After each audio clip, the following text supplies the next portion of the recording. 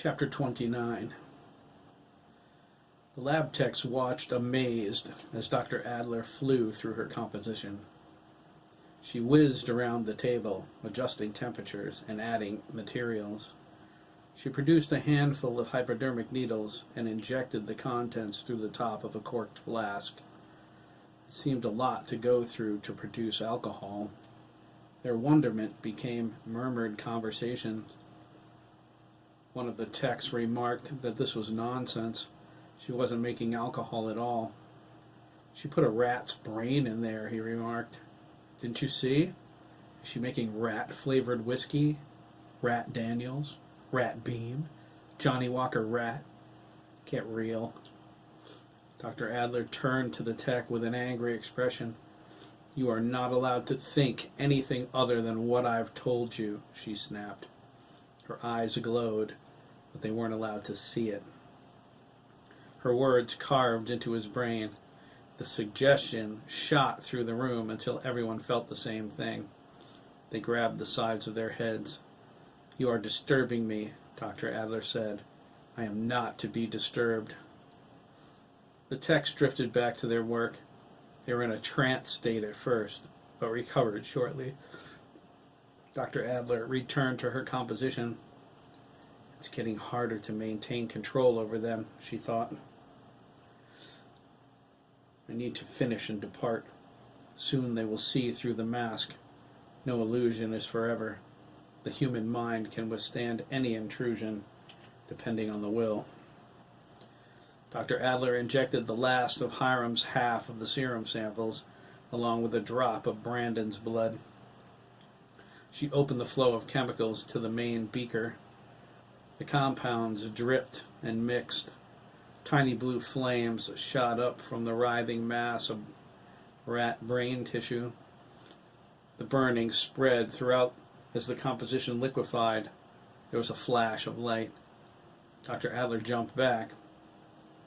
She stared at the composition, intrigued. It had never done that before.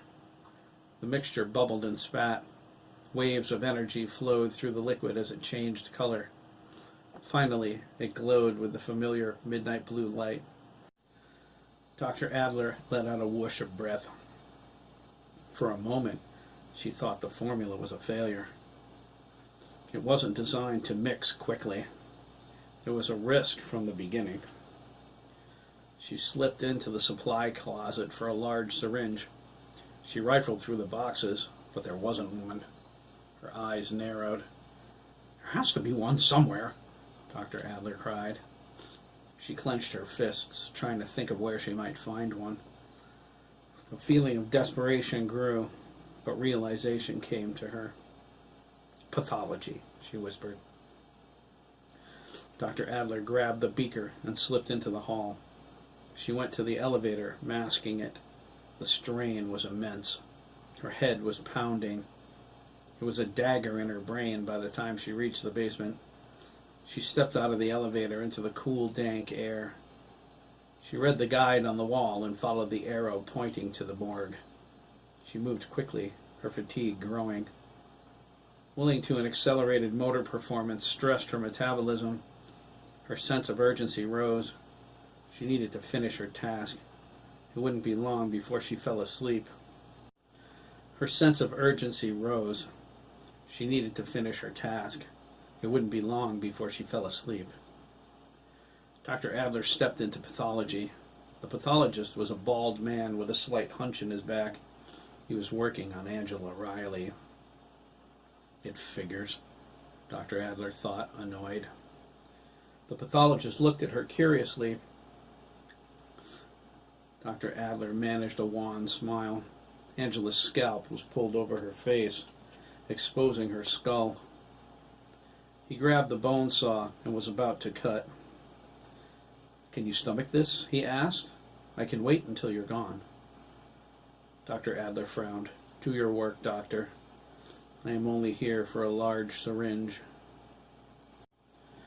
They're in the supply cabinet.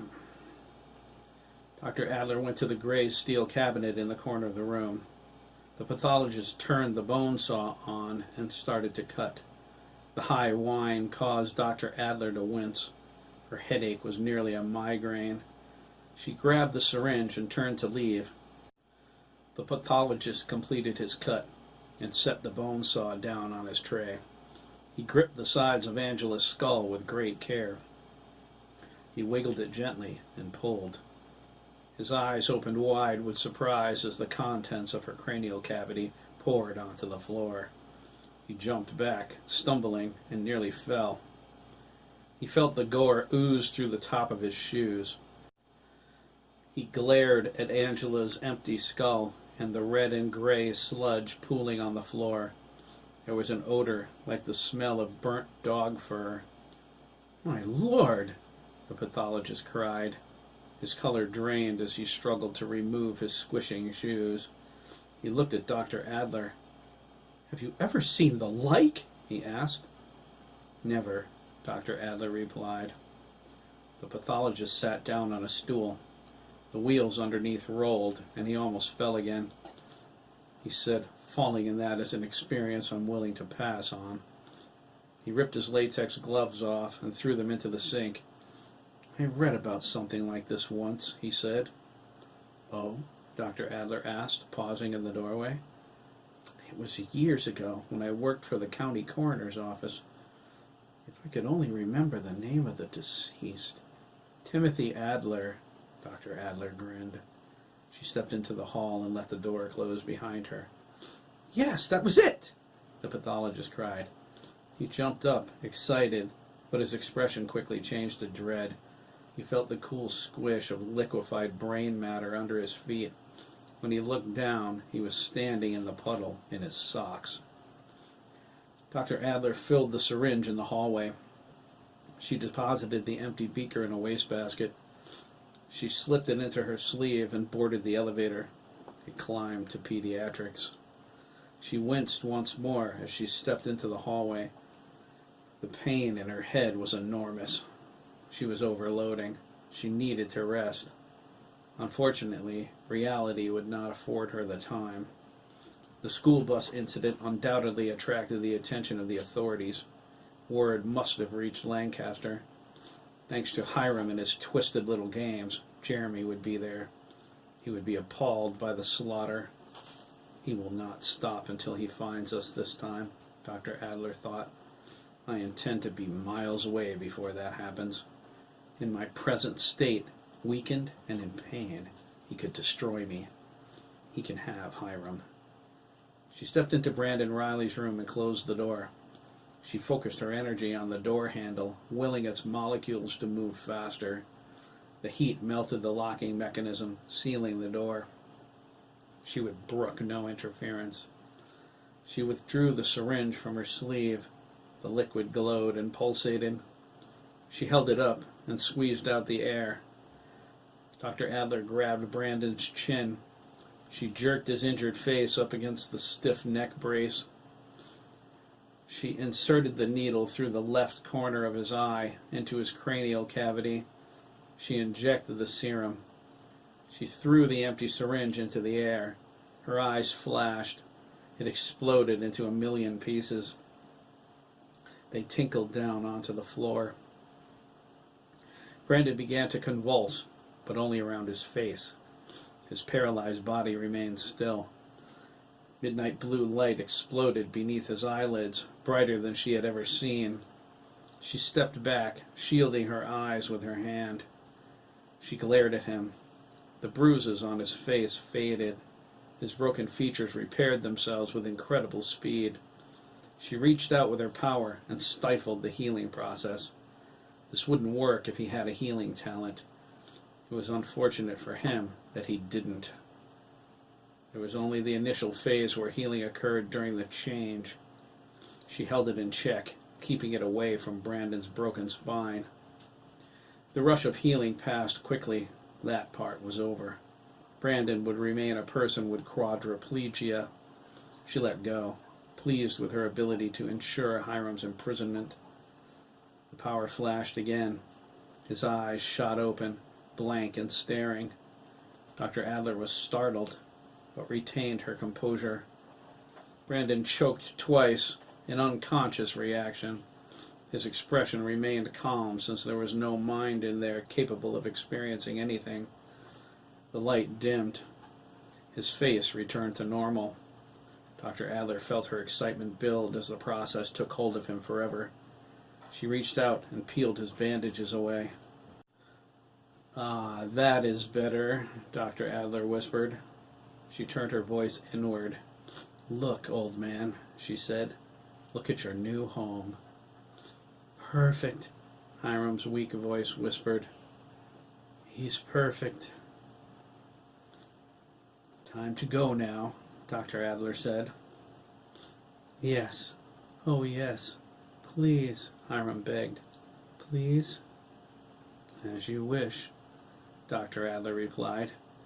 "Release your hold on my daughter's body." "Yes. That is it. And goodbye, Hiram. And good riddance." She took hold of the sides of Brandon's head and locked her gaze on him. She reached inside and latched on to Hiram's wounded essence. This close, in such direct contact with him, there was no way to hide her intentions. Hiram drew back. "Tricked! You tricked me! No!" He tried to regain control and force her to stop, but he wasn't strong enough. In his weakened state, it was all he could do to speak. Dr. Adler forced his essence up and out of her body. It flowed through her eyes and into Brandon's. Hiram poured into the damaged body. He screamed as she cut their link, and Hiram's disembodied soul took hold of Brandon instead. There was a rush of energy. His eyes shone brightly and faded. "Yes," Dr. Adler proclaimed. "Success!" "What's happening?" Hiram thought desperately. "What did you do?" Dr. Adler read his mind. "Why, Hiram, I gave you exactly what you wanted. You have Brandon Riley's body." She leaned over him. His eyes opened, blue and clear. He stared up at her, terrified. She smiled a vicious smile. "Brandon's broken, useless, paralyzed body, which is now your home and your prison." "The power," Hiram thought. "It's not working." "Nor will it, you fool," Dr. Adler said, straightening up. Her expression became stone. "Brandon's physiology is not a high enough match for the serum to produce the psi ability, old man. You demanded his body because of your perverse attraction to him. You made my revenge nauseatingly simple." "You tricked me," Hiram mentally screamed. "I should be healing." "But you did," Dr. Adler insisted. "Brandon's body is almost as good as new." She smiled. "I simply prevented it from healing his paralysis. The healing phase of the transformation has passed now. You are finished, Milliken." "It can't end like this," Hiram cried. "It has ended," Dr. Adler assured him. "You will spend the rest of your life trapped in that useless husk. When the doctors discover your brain patterns, they will think it is a miracle. Since Brandon is alive, they will care for you and tend to your needs until you finally die of natural causes. How long do you think that will be, Hiram? How many years?" "You bastard!" Hiram raged. "I'll kill you! I'll rip your heart out!" He tried to project his thoughts. "Someone, help!" "Save it, old man," Dr. Adler said. "That body possesses no telepathic ability. Only I can hear your thoughts." She reflected on that. "Of course, Jeremy is still looking for us. Maybe if you scream loud enough, he will hear you. What do you think he will do if he finds you? After all, the trail we left will lead him here. If I were you, I would concentrate on finding a way to keep very quiet." Dr. Adler shattered the melted lock with her power. 2 nurses were outside the door. They jumped back to avoid the shrapnel, nervous expressions on their faces. "It is a miracle," Dr. Adler said. Brandon Riley has a brain pattern. No, Hiram screamed. Please, don't leave me like this. The nurses ran into the room and gasped at the readings on the equipment. Dr. Adler went to the lab and gathered the remaining brain samples. She blocked out Hiram's pathetic pleas and went to the parking lot. She got into Angela's Dodge Charger. She started the motor, insanely pleased. East, she thought, when she reached the interstate. I will go east. As soon as I have found a proper subject, I will change the face of the entire world. Dr. Adler rolled down the windows. Her laughter carried on the wind until she faded out of view.